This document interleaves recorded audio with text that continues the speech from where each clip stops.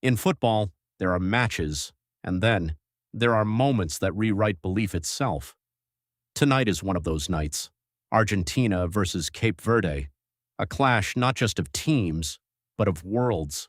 Argentina, a nation where football is not a sport, but identity. From packed stadiums to streets echoing with legends, they arrive with history on their shoulders, world champions in spirit, and expectation that never sleeps. And then, Cape Verde, a small island nation, quiet, overlooked, underrated. No global headlines, no superstar spotlight. But tonight, they walk into the same stadium, under the same lights, with the same ball, and somehow the same dream. On paper, this should not be close.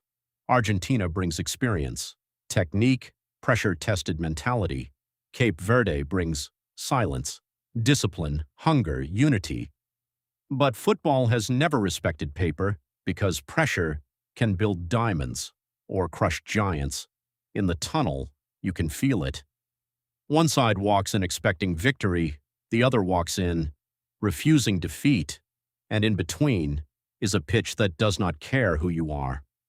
The stadium roars, Argentina's colors flood the stands, flags waving like waves of history. But something unusual happens. Cape Verde steps out, and they do not look small anymore. They look focused, united, still, as if they are not here to survive, but to fight. The whistle is near, and the world leans in. Argentina begins the way champions do: possession, control, rhythm. Every pass is a statement, every movement, rehearsed through years of pressure. Cape Verde defends deep, compact, patient, waiting, not broken, but building resistance. And then it happens. A counterattack. One touch, two touches. Suddenly, space opens. For a brief second, the stadium forgets the script, because belief has speed too, and Argentina feels it. A reminder that control does not mean safety.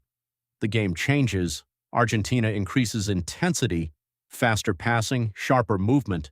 But Cape Verde does not collapse. They absorb, they fight, they survive. Every clearance feels like a roar, every tackle like a message. We are still here, and that changes everything, because giants don't fear defeat, they fear doubt, and doubt is now in the air.